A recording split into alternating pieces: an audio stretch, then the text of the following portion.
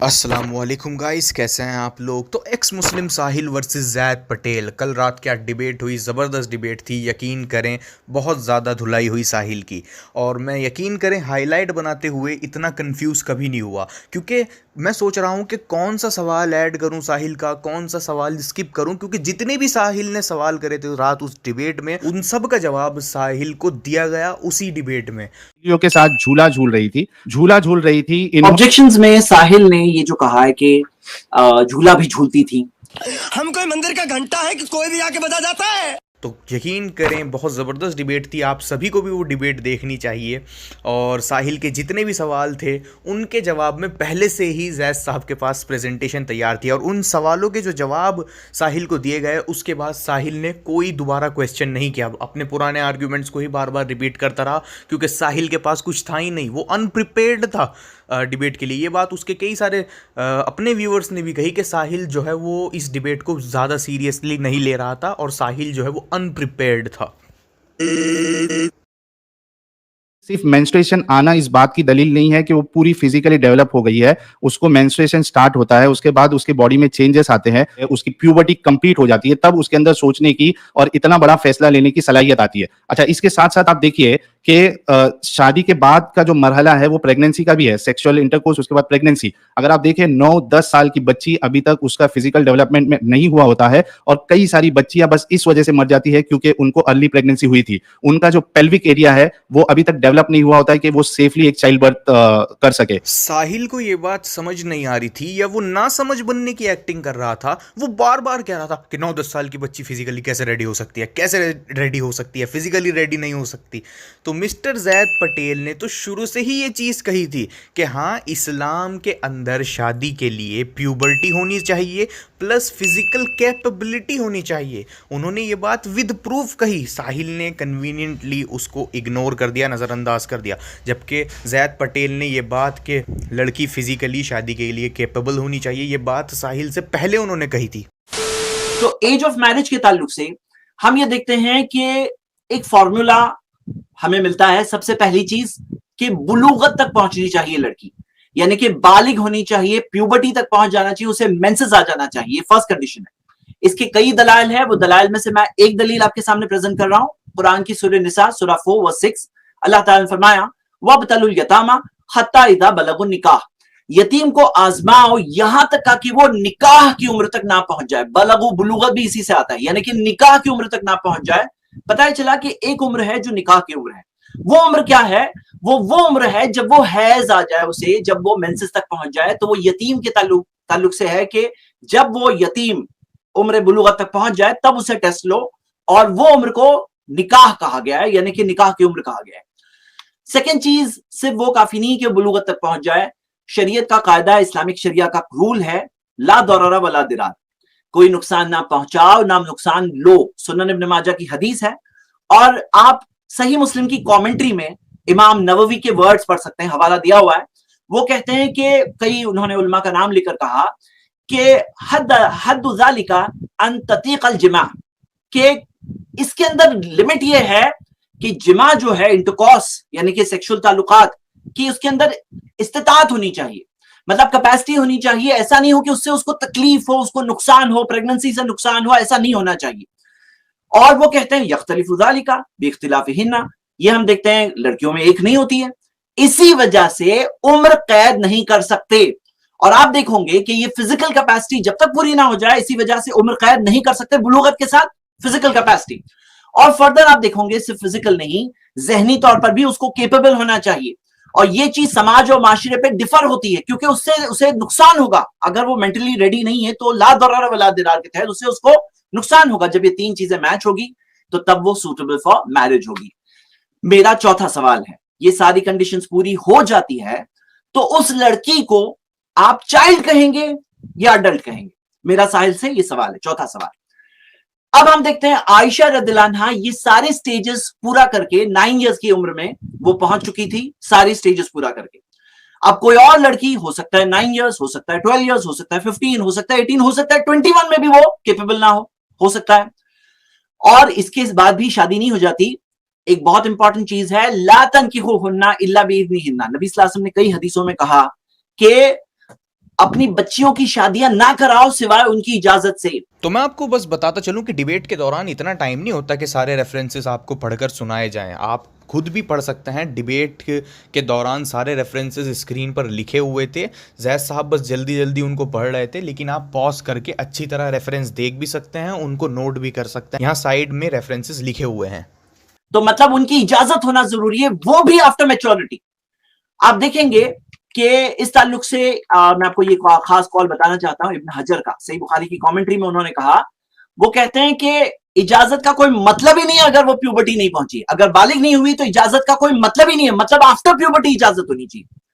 और आप अगर आयशा रज़ियल्लाहु अन्हा के केस में देखेंगे तो आप देखोगे वाज़े क्लियर हदीस है, सुनन अबू दाऊद की हदीस है कि उनके घर में प्रेपरेशन जो हो रही थी, रुखसती के ताल्लुक से प्रेपरेशन हो रही थी, उनकी वालिदा खास ऐसा डाइट खाना उन्हें दे रही थी ताकि वो थोड़ी हेल्दी और मोटी हो जाएं। और वो कहते हैं यहां तक कि एक वक्त आ गया कि फसमिन तो अलैहि का अहसन समनी, कि वो अच्छी तरह से फिर वो मोटी हो चुकी थी, यानी फिजिकल ग्रोथ उनकी हो चुकी थी, जैसे कि वो खुद अपने अल्फाजों में कह रही। और आप देखोगे कि औरतों ने उन्हें जब जमा हुई तो मुबारकबादी दी और क्या कहा कि मुबारकबाद हो अला खैरी बरकतिन, बरकत हो, वाला खैरी तौरिन, बेहतरीन नसीब हो तुम्हारा। तो यानी वो लोगों ने मुबारकबादी दी। इससे क्या पता चलता है कि वो पहले तो जमा हुई थी, मुबारकबादी दी, उनको रेडी किया। इससे क्या पता चलता है, वाज़े तौर पे उनको पता था। आगे मैं आपको एक बात बता दूं कि ये हम 1400 साल पहले की बात कर रहे हैं, कोई आज की बात नहीं कर रहे हैं। अगर आप देखोगे 100 साल पहले औरतों को प्रॉपर्टी राइट्स मिले हैं, तकरीबन 100 साल दूसरे मजहबों में। 200 साल पहले जाके तो सती बैन हुआ, ये 1400 साल पहले की हम बात कर रहे हैं। और इसके बाद भी वली जो उसका गार्डियन होता है, उसकी परमिशन, जो सबसे ज्यादा केयर करता है उसके लिए, जो सबसे ज्यादा फिक्रमंद है, उसके ताल्लुक से उसकी परमिशन होना, तब जाके शादी अलाउड होती है। मेरा सवाल यह है कि इस्लाम के इस कंसेप्ट पर आपका क्या एतराज है। आइए एज ऑफ मेंसेस के ताल्लुक से हम देखें। ये अमेरिकन एकेडमी ऑफ पीडियाट्रिक्स की रिपोर्ट है। आप इस रिसर्च में देख सकते हैं कि 30% अफ्रीकन अमेरिकन गर्ल्स के ताल्लुक से आता है कि 7 साल में ही वो मेच्योरिटी पहुंच चुकी थी, 7 साल, और 50% 8 साल। और कॉकेशियन गर्ल्स के ताल्लुक से आप देख सकते हैं 15% 8 साल, 40% 9 साल, यानी कि एक बहुत सिग्निफिकेंट बड़ा नंबर। एक और रिपोर्ट ये देख सकते हैं, मेजॉरिटी गर्ल्स 10 साल की उम्र तक वो हैज के तक पहुंच जाती है, मेंसेस पहुंच जाती है, मेच्योरिटी पहुंच जाती है, और दूसरे फिजिकल उसके डेवलपमेंट्स भी होते हैं, जैसे कि आप इस चार्ट में 7, 8, 9, 10, 11 में देख सकते हैं। और ये तो वहां की बात है अमेरिका की। अगर इंडिया की मिसाल देखें तो रिपोर्ट्स है, ये 8-9 साल की रिपोर्ट है, 7 साल की प्यूबर्टी की रिपोर्ट है। और अगर आप देखें प्यूबर्टी के ताल्लुक से, यानी कि मेंसेस के ताल्लुक से, कई फैक्टर्स पे डिपेंड होता है, जेनेटिक फैक्टर्स, रेस, एनवायरनमेंट, ये 20 फैक्टर्स आपके सामने स्क्रीन पर है मौजूद। इमाम शाफी जो अर्ली जमाने के स्कॉलर है 150 हिजरी के, वो तो कहते हैं कि यमन की औरतों को देखा गया 9 और 10 साल की उम्र में वो प्रेग्नेंट हो जाती थी। मतलब वो जमाने के ताल्लुक से आप ये डेवलपमेंट देख सकते हैं। तो मैं चाहता हूं कि क्लियर प्रूफ प्रेजेंट किया जाए कि अर्ली प्यूबर्टी, जैसे बाज लोग इनकार करते हैं, अर्ली प्यूबर्टी गर्ल्स में होती ही नहीं है, तो वो क्लियर प्रूफ प्रेजेंट की। मैंने तो अपने कुछ प्रूफ प्रेजेंट किए हैं, और भी प्रूफ्स हैं, बस कुछ प्रूफ आपके सामने भी दे दिया हूं। और अगर कोई ये कहता है कि आयशा रज़ियल्लाहु अन्हा को हैज नहीं आया था, तो उन्हें वाज़े प्रूफ लाना होगा, क्लियर हदीस लाना होगा, जिसमें क्लियरली दिया हो कि रुखसती के वक्त पर उन्हें हैज नहीं आया होगा। क्योंकि नबी सल्लल्लाहु अलैहि वसल्लम ने जब सिखाया, प्रॉफेट मोहम्मद ने सिखाया कि लड़की की कंसेंट लो, हैज के बाद उससे शादी हो, तो ये सब जब उन्होंने सिखाया, जाहिर सी बात है उन्होंने खुद सबसे पहले उस पर अमल किया। और कोई कहता है नहीं अमल किया, तो उसको प्रूफ लाना होगा कि कहां ये दिया हुआ है कि नहीं किया। अब हिस्ट्री में हम देखते हैं तो आप देखोगे कि अमेरिका की मिसाल, हम 1400 साल पहले नहीं जा रहे हिस्ट्री में, हम सिर्फ 140 साल पहले जा रहे हैं, 140 ईयर्स। और 140 ईयर्स में आप देख सकते हैं 1880 की बात है, अमेरिका के अक्सर स्टेट्स में 10 साल थी एज ऑफ कंसेंट, 12 साल थी एज ऑफ कंसेंट।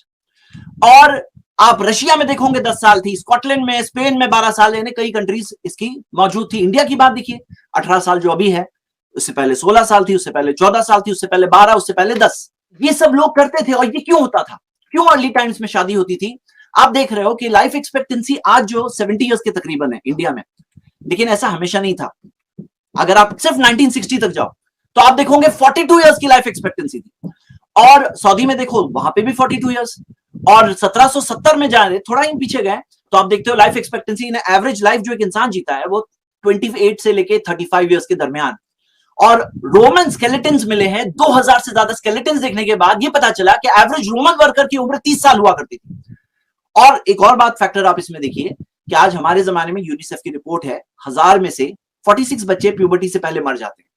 लेकिन यही चीज, सेम चीज हिस्टोरिकली देखोगे, कई कल्चर्स की रिपोर्ट आपके सामने है, 100 में से 46। अब आप सोचो कि अगर आप उस जमाने में जीते हो, आपको पता है एवरेज एज तकरीबन 35 इयर्स, आप सॉरी जैद भाई, आपका टाइम पूरा हो चुका। तो ये बात मैं कहकर फिनिश करता हूं कि ये चीज हिस्टोरिकली होती आई थी और ये चीज के ताल्लुक से हमें मिल रहा है। और आपसे सवाल है कि ये चीज क्यों गलत है, मिनिमम एज ऑफ मैरिज क्या होनी चाहिए थी 1400 साल? टाइम हो गया है ना, फैसला कर सकता है। शुक्रिया। बताया कि चाइल्ड मैरिज के वो भी खिलाफ है। मुझे जैद भाई सिर्फ इतना बता दे कि भाई 6 साल की बच्ची ये चाइल्ड मैरिज नहीं होती है क्या? रसूलुल्लाह ने चाइल्ड मैरिज नहीं की थी? अब सवाल ये उठता है कि आयशा रज़ियल्लाहु अन्हा ने भी एतराज नहीं उठाया जिंदगी में कभी भी। 2210 हदीसें बयान की, कभी नहीं कहा कि मेरी तो कंसेंट के बगैर मेरी शादी कर दी गई। उनको उठाना चाहिए था। उनकी वालिदा जो उनको रेडी करके भेज रही है, उनकी वालिदा को एतराज नहीं था, उनके फादर को एतराज नहीं था, उनके सोसाइटी को एतराज नहीं था, उनके दुश्मनों को भी एतराज नहीं था। तो आपको क्यों एतराज है? आपके पास क्या बेसिस है? अगला सवाल उन्होंने ये पूछा है कि माइनर थी वो, तो माइनर की शादी कैसे अलाउड हो सकती है? Good question.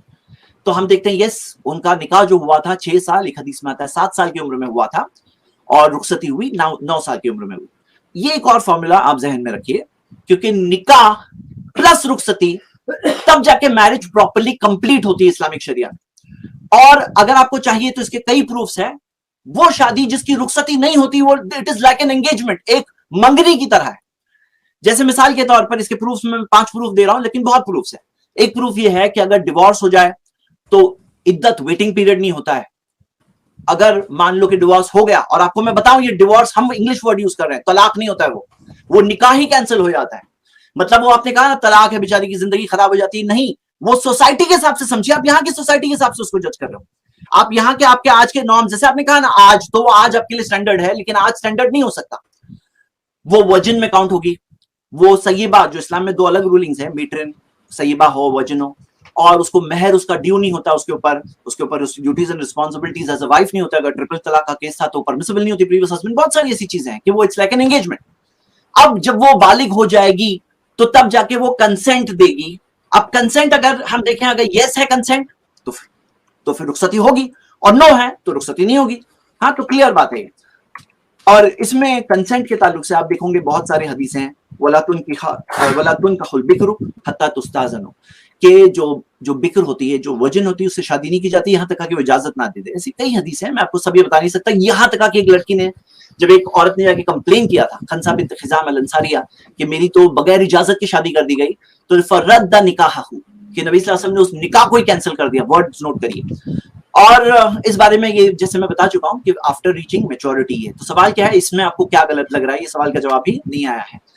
अच्छा, एक और चीज, ये जो करते हैं ना 6 इयर्स एंड 54 इयर्स या 52 कहा साहिल ने, तो आप देखोगे ये चीज के अंदर आप 10 इयर्स 9 इयर्स के अडल्ट और 54 इयर्स के अडल्ट, 53 54 इयर्स के अडल्ट की बात हो रही है। दोनों की अडल्ट की मैरिज की बात हो रही है। ये बात के ऊपर हम और डिटेल्स देखेंगे आगे। तो क्या साहिल ने इस जवाब का जवाब दिया? नहीं।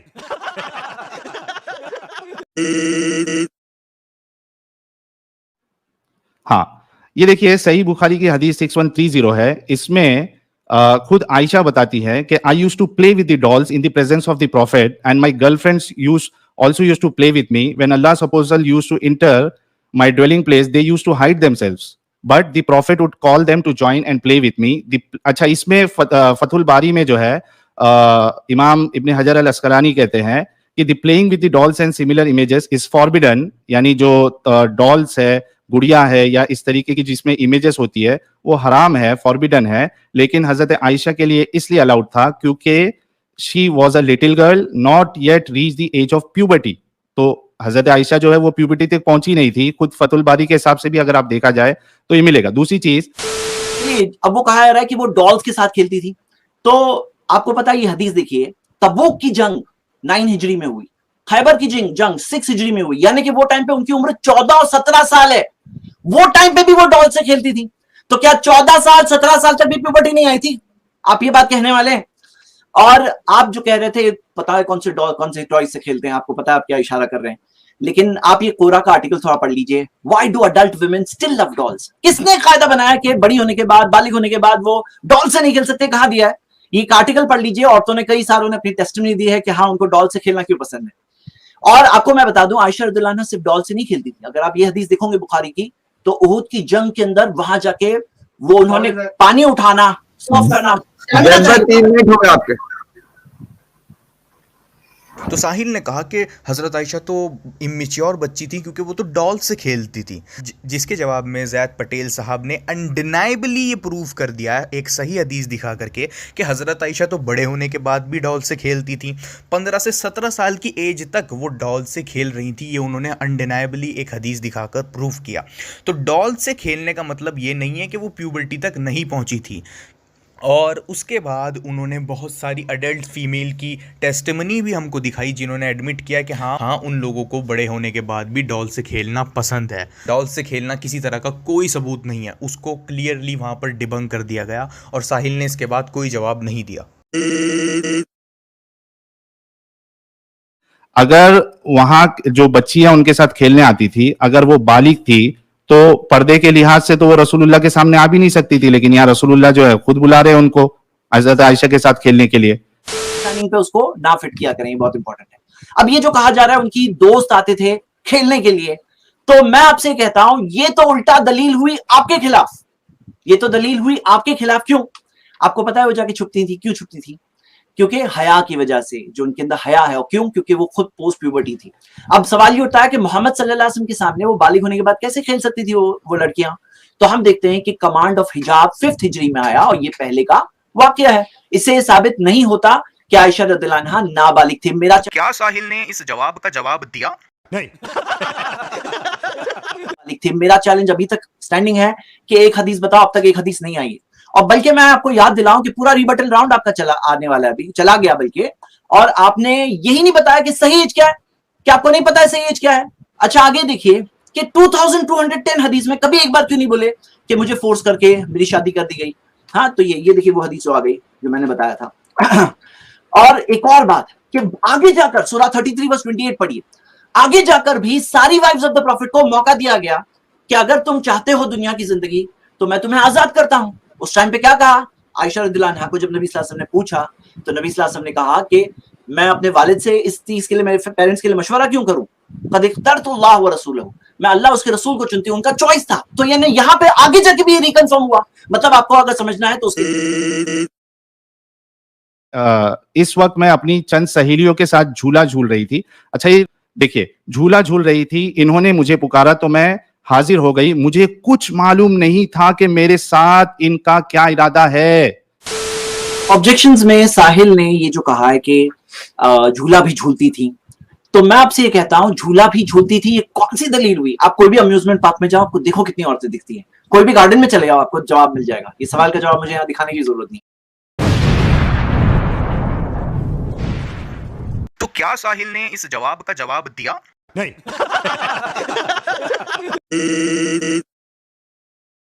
इसके अलावा आप उसी हदीस में देखेंगे कि जब उनकी जो बांदी थी बरेरा, उससे जब पूछा गया कि भाई आपका हजरत आयशा के बारे में क्या कहना है, तो उन्होंने कहा कि ये कम उम्र की लड़की है, कम सिन लड़की है, और ये जब आटा गूंथती है तो ये भूल जाती है और कोई जो बकरी या फिर परिंदा जो है वो उसको खा लेता है। तो किसी भी एंगल से, कोई भी जगह से ये बात साबित नहीं होती है कि हजरत आयशा जो है वो फिजिकली या मेंटली मैच्योर हुई थी। आपने ये जो इंसिडेंट बताया कि जारियतुन हदीसतुस्सिन्नी, काश के आप अरबिक टेक्स्ट पे जाते थे, थोड़ा डिक्शनरी में देख लेते थे, आपको अपना सवाल का जवाब खुद ही मिल जाता। ये जारियतुन का मतलब अगर आप डिक्शनरी में देखो तो देख सकते हो कि उसका मतलब क्या है। एक यंग गर्ल, यंग वुमन की बात हो रही है, और इसके अंदर जो मेड की बात हो रही है, इसके अंदर कहीं ये नहीं है, इसके अंदर कहीं ये मीनिंग नहीं है कि वो नाबालिग है, हैज नहीं आया, ये आपका इस्तेदलाल है। और अगर आपको दूसरे हदीस के यूज देखना है तो ये हदीस देखिए कि जारियतुन शाबतुन, जवान, हाँ जवान, शाबतुन खास इसके साथ स्पेसिफिकेशन के साथ भी है। और आप कई हदीसों में देखोगे कि मुआविया रज़ियल्लाहु अन्हु जब वो बने, जब गवर्नर बने, तो तब के बारे में कहा गया है कि वो जवान। तो ये जवान जारिया ये आया है, तो हमें इस बात को देखना चाहिए। फिर साहिल ने एक हदीस दिखाई जिसमें बरीरा ने कहा कि हज़रत आयशा तो एक यंग गर्ल है। तो साहिल ने इस यंग गर्ल वर्ल्ड को पकड़ के ये दिखाने की नाकाम कोशिश करी कि इसका मतलब था कि हर कोई हज़रत आयशा को बच्चा मानता था, जिसका पोस्टमार्टम भी ज़ैद पटेल साहब ने वहीं पर कर दिया और डिक्शनरी से और अदर हदीसों से ये प्रूव करी। वहाँ पर वर्ड यंग गर्ल यूज़ हुआ है और यंग गर्ल का मतलब प्री प्यूबसेंट नहीं होता बेवकूफ़ो। 20 साल का लड़का या लड़की भी यंग ही कहलाएंगे। और ज़ैद पटेल साहब ने हदीसों से और डिक्शनरी से भी ये प्रूव किया, जो अरेबिक वर्ड उस हदीस में यूज़ हुआ है तो उसका मतलब यंग होता है, ना कि कोई प्री प्यूबसेंट।